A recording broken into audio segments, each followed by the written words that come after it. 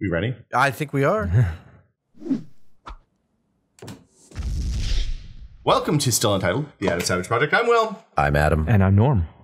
Good morning. Good evening. We did that last time. We can't I know. do that Sorry. But it is morning, actually. I'm watching the little red light on the front of the camera to make sure it's not clipping over there, and it seems like it's good. It's good. Well done. It's amazing to me that in San Francisco, in the middle of the great California drought of the last 5 years, we can go from no rain for say the 8 weeks that we normally get rain every single day. And then the one day that I have tons of little kids coming over to my house to go catch eggs in the backyard. Easter. Pours rain. Yeah. Unbelievable torrential And not downpour. even enough rain. Are you guys doing water rationing in your house? We have to. We do the fast showers. I've stopped eating almonds entirely. Yeah, Screw right. those A guys. gallon of water per almond or something like that. But the gallon of water per almond sounds like one of those huge stats. And then the real one is it's like 2,500 gallons of water for a quarter-pound hamburger. So, And other things like for every shrimp you eat, 35 pounds of bycatch is caught and killed and thrown bycatch away. is just bycatch crap. is the other crap they dredge up from the bottom while grabbing the shrimp. Wow. Oh, yeah. That's not good. A lot of waste. Bad. We export a lot of our But water. then the thing that gets me is golf courses, Yeah. right? Like they're still going, Yes, of course. right? And we have a drought and there's, You're driving down the 5 and you see like golf course there and there. And they're opening country more club's all the got a time. country There are club. millions of gallons, a million, I don't know how many. There's a surprising number of golf courses in San Francisco. Yeah. Yeah, I didn't realize that when I first Nestled moved like here. 7 or 8 of them or something in our 7x7 space. It's a little ridiculous. So here's the thing. I look at the almond trees and I look at the citrus orchards and I look at golf courses, frankly, as things that we've already invested tons of water in. Yeah. So, if we're going to say, hey, these are public use spaces or whatever it happens to be, what's the best way to use the water? I don't necessarily think it is getting rid of, I joke about the almonds, but I don't think it necessarily is letting all the almonds die because we've already spent, in many cases, 10 or 20. I mean, those are trees that will produce for a very long time, take 10 to 20 years. And the 1 gallon per almond is some cost over the life of the tree, not per almond every year. Right. So Still, it is a lot of water. it's a lot of water. I got much more upset a few years ago when the reports about the farmers in the valley using 80% of California's water and not and not actually using water conservative irrigation methods like drip irrigation and stuff like that. Now a lot of those guys, it seems like, have turned over to Xenolite and more modern irrigation methods. Kind of after the horse was out of the barn, but it's all good. We'll figure it out, man. I guess. It's bad. These So warm nights in San Francisco have been bumming us out. Are you guys, if it's yellow, letting it mellow? Yeah, well, yeah. If you don't, should we explain?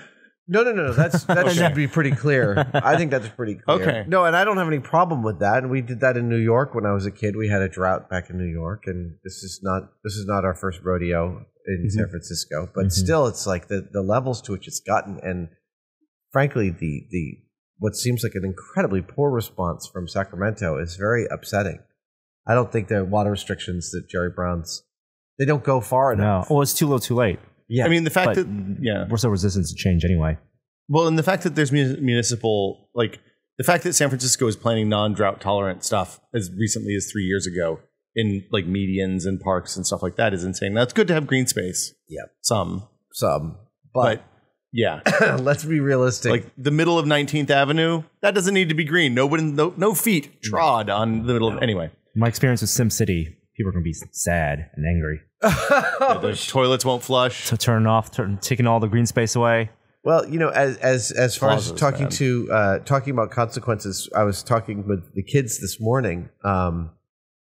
We were going over some tax stuff. So every now and then, Julia hands me some forms, some breakdowns from our tax records, and says, "Can you look over these and tell me if they are all corporate expenses? Let's just make sure." So going through the granularity, and thing 2 says, "Why do you have to? Is it really bad to spend money from your corporate card on non-corporate stuff. And so we start to explain the tax system. And then we start to explain also why you need to keep track of that stuff. Like keeping track is the lifeblood of not getting behind financially. Yeah. And then we start telling them, man, it's like you'll get a bank account and they'll just start sending you credit cards in the mail that say, sign this, and immediately you have $3,000, which you don't have to pay off for a long time. Forever if you pay the minimum payment, yeah. And my mom, who's been in town this weekend, brought up that one of the British expressions for a credit card is the never never. Is it as in this is the thing you never use? No, as you never ever see it or feel it or pay for it. Right? It's off there in the distance when you do it. And so that got us to talking about the fact that home economics. Did you take home economics when you were a kid? No, they didn't have it anymore. They had it when I was a kid. And it was great. I learned how to bake. I learned how to sew. Both skills, which are fantastic for me. I'm still an avid sewing machine user. Did you take it because there were girls there? No, I actually took it because I wanted to learn those skills. Okay. But I'm not surprised, really. Was there a finance component? No. And it amazes me that my kids are in school and they're learning all sorts of stuff about Hammurabi's Code and world history, which is super important. Sounds like ninth grade. But they're not, but they're not learning about how to balance a checkbook. Well, the things that they actually need to know, like here's how car insurance and house insurance work, right? That's so funny. Nobody explains that. I learned that in Boy Scouts.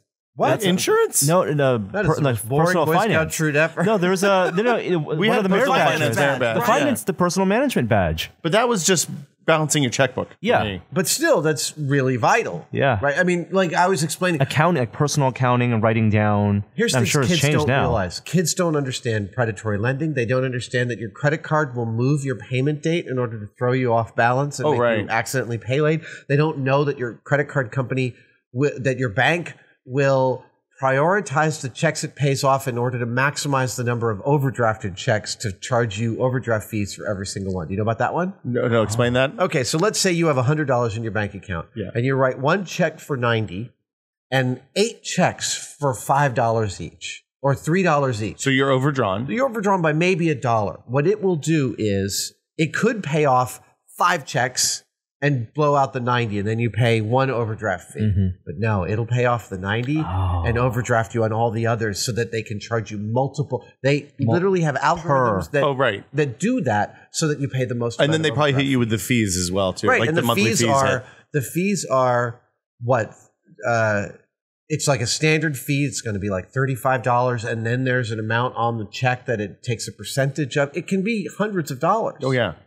Well, okay, just to be clear. So they don't know any of that stuff. If your bank changes your credit card payment date and that stuff regularly without telling you, you should get a new bank. Like I've had Bank of America for 20 years and have never had that happen. Our Amex bill's due date just changed. Again, it's just the fact that it happens out there in the world is something everybody needs to be aware of. Yeah. Because I remember being a kid and starting to I got a checking account.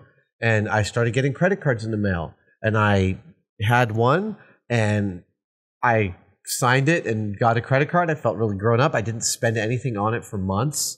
And then, bam, everything. And then I thought if I ignored it, it would go away. Oh, no, it doesn't work. No. It's not like a magazine subscription. I got in so much I mean, it took me years to pay off that original $2,500. Wow. I had to go to consumer credit counselors.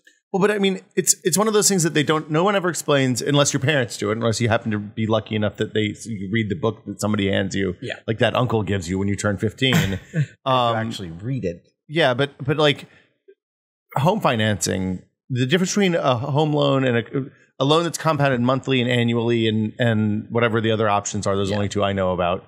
I guess probably the loan shark does daily, but I don't know.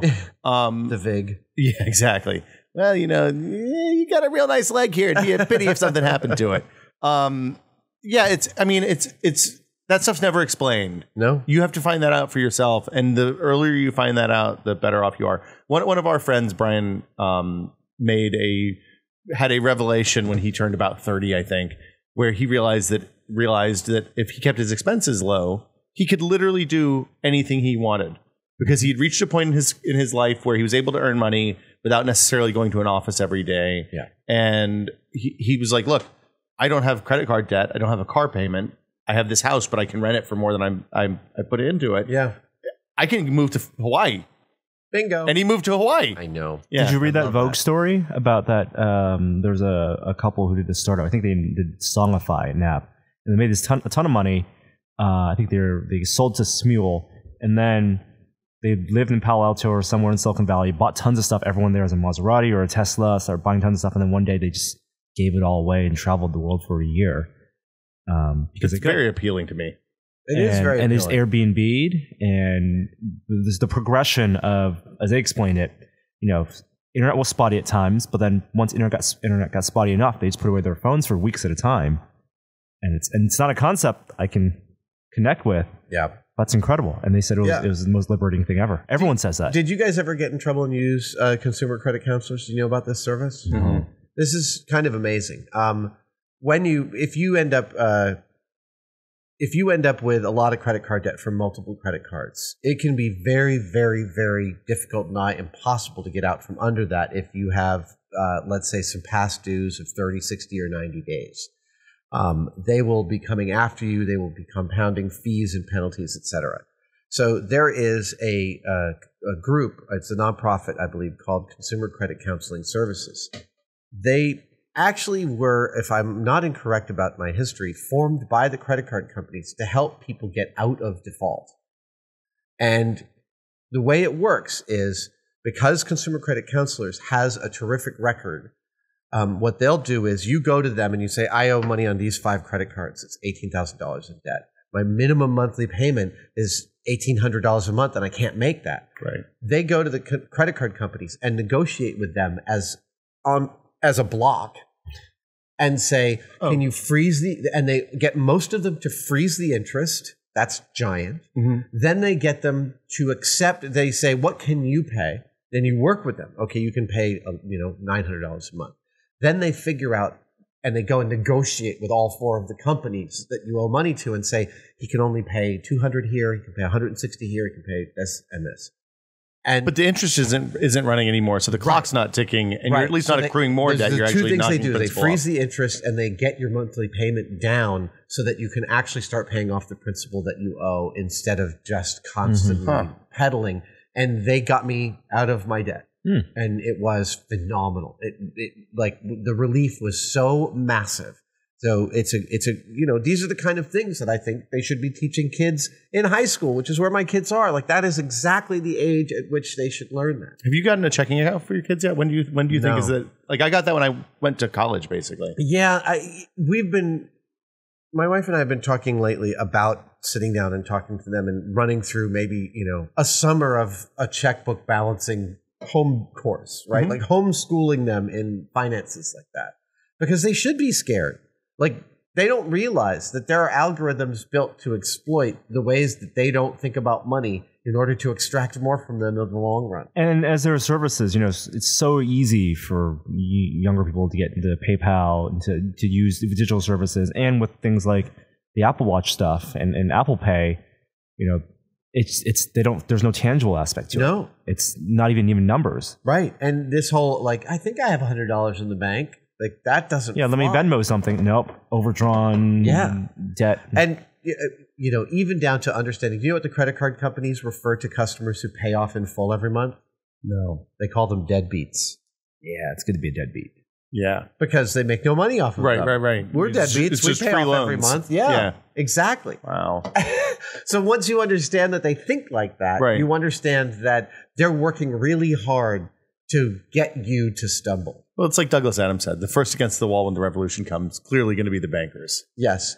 What is this new mic stand? I love this. I didn't want to carry the 30-pound one. That's great. We should have all of those. They're a little bit of a pain to put on and off because you have to screw them under the table. I will drill 3 holes in this table. I will get 3. And put bushings in there. And you can just sock them in. I will get, they come with bushings. You can just put in there. So that's great. Let's do that next time. I will get 3 of those. And that'll be our little craft project. And a couple extra microphones. That's so nice. Every time I get into a radio station. This is a cheapo, too. Every time I get into one of those, even in the big radio stations, those creep. Oh, yeah. I'll tell you what. I'm like, this has one job, which is to hold a microphone, which it shouldn't make any noise. This is a $35 one, and I put the lithium grease on the joints when I got it, and it was quiet for a long time. It doesn't have like the smooth, fluid movement. Yeah. The Rode ones that I got for the office that are $99 each are awesome. Really? You can just kind of one finger up, one finger down. There's no resistance. Like it just goes from no resistance to moving, which is amazing. And they don't make sounds. That's amazing to me. But sorry, just back to the finances. I'd love to hear comments about, I don't know, whether there's courses that people found that were useful for teaching their kids about finances. Books people like, podcast. I know there's a lot of smart money podcasts. Right. Not and Smart Money, the podcast, but money. I'd be interested in one that I could listen to with my kids. You know, something like that to really help them understand the shape. Because I understand it now in a way that I was so dumb and green and the perfect target. Well, you learn the hard way. I mean, everybody. I did the same thing when I was in college. I signed up for one of those. Hey, you get a 2-liter Coke if you sign up for this credit card right now. It's like, why would I not do? I'd be a fool not to do this. It sounds like a difference between what they teach in school is more the macro side, like the big picture. You know how banks screw over corporations, other banks, but now how it affects you directly. You really need to know that. You know, my son the other day we were driving and he's very car oriented. Thing too is. Well, he's 16 years old. But I mean, he gets a car and driver and he knows all the specs of all the cars. And so we're driving, we're talking about a car, and he's like, "Yeah, you get a lot of value for your money for that car, big expensive car." And I was like, I would be careful about saying things like that. You kind of sound like a little rich kid. And he was like, "Oh my God, I get that. Thank you for telling me," which is awesome. That's good. Yeah, that's the right answer, right? Totally. But one of the things I was saying was like, you can't say that because you don't have any money and you've never made any money and you've never run down to the phone company on the last day of the month on a Friday afternoon after work to get their payment in so they don't cut off your phone for the weekend, which is something all of us had to do. It's like everybody, screws up. Oh, yeah. And until you have to talk about the value for money of an expensive car sounds, well, yeah, a little entitled. I think about, like, the things that I learned the hard way were house financing. Yeah. Important lesson: buying new cars almost always a bad deal. Really? Yeah. I mean, you depreciate immediately when you roll off the lot. Instantly, yes. 5-10% of the car at minimum. And usually, if they get you into financing, you're going to be making, that's not a great choice. That's generally true. I grew up, my parents paid for every car in cash. I paid for every car in cash up until this point, which has been, I always buy cars that are 2 years old. Yeah. And actually, I plan that teaching my kids how to work on their own car is a key thing. That's really hard to do now, though. I mean, if you look at it, like, you can change brakes and wheels and brakes and oil, but that's kind of it. Like, air filters. Yeah, it's a good question. All that stuff. A lot of the computer stuff they could afford. That's true. Still be a 10-year-old car, still very workable. Yeah, and I mean that's why I love Jalopnik. They talk a lot about that kind of stuff. Yeah, of the cheapness and expense of buying an older, nice car, but working on it and fixing it up and the things that you can do. I think I told the story about my dad getting a $300 CJ3 for me and us working on it together. That's and amazing. Then getting in the car and driving it the first time, he's like, "Nope, we're getting rid of this thing immediately. It's a death trap." Really? Well, yeah, because it's a real tipsy kind of like, He's like, nope. I'll buy you something safe. Wow. Yeah. That's hilarious. So yeah, I mean, but the lesson was there. Like I learned how to take the top block off and where to take it to get the top machined and then how to put it back together. And probably 9% of that is usable information on a car I drive today. Yeah. But at least when I go to the mechanic, I understand the basic language. When he says, "Hey, your alternator's not connected to your Rasmus meter," I'm like, "No, that sounds like bullshit, man." It's not the shifter per se, it's the shifter assembly. As soon as they say assembly, you're totally wrong place. You've made the wrong choice. So what ended up being your first car? I drove the family's old brown Ford unlabeled station wagon. Why were generic. the family station wagons always brown? They don't make brown cars mine anymore. Mine were always brown. It had wood paneling sticker on the side. It wasn't even wood paneling. And then the first car I bought, though, was a Ford pickup truck, a Ranger, a 1985 Ranger. Norm? A Zuzu Rodeo. Ooh, an SUV. Yeah. Smallest you be. Did you Adam? get in trouble with that? Did you almost tip it over? No. Oh no, that car you could. So. Yeah, those are scary. They don't make My those first anymore. car was a 1976 Volvo station wagon, 245 DL. Great car. Brown? No. Oh. Yes. Yes. It was brown. I said no because I can't believe we haven't talked about this on the podcast before. But yeah, I painted clouds all over it. Oh. And a Volvo station wagon with clouds all over it. I might as well have a neon sign saying, "Pull me over." Oh, yeah. That thing was a cop magnet. I could not go through the Waldo Tunnel in Marin without getting pulled over. It was like, what do I want to do today? Oh, let's get pulled over. Woo! Over there in Marin. Well, they don't let your people over there in Marin. In Marin, you get pulled over for driving an ugly car. Yeah. I think that's a fine California place problems. Yeah. Fine place to wrap this one up. First cars, finance. Yeah, if you guys, we would love tips. We would love tips. I would be very interested. Books, podcasts, things that people should know. I know that there's a ton of stuff that we should have talked about. We probably didn't. In terms of finance, especially. Yeah, no, I know. It's a big, big subject. And it doesn't, the thing is that, and what I'd be interested in is, it doesn't have to be, you don't have to understand everything about the full banking system to at least understand the rudiments of how to protect yourself. Yeah. And some axioms of, like, don't go get that thing. Don't sign for the credit card that comes in the mail. Here are the terms to go looking for. Don't buy boats on credit. It's good life lesson, rule of thumb. Yes. Understand how interest rates work before you buy a house or a car or get a credit card. Yeah. And understand the difference between compounded daily, monthly, annually. I understand the philosophy of how banks think of you and think about extracting value from you. It's kind of nice to know how consumer banks make money. Yes, precisely. $1 at a time, it turns out. Exactly. That'll do it for us this week. Thank you guys for watching. As always, like us on YouTube, rate us on iTunes. This episode is brought to you by Tested Premium members. Thanks, Thank guys. you, premium members. Bye. Bye.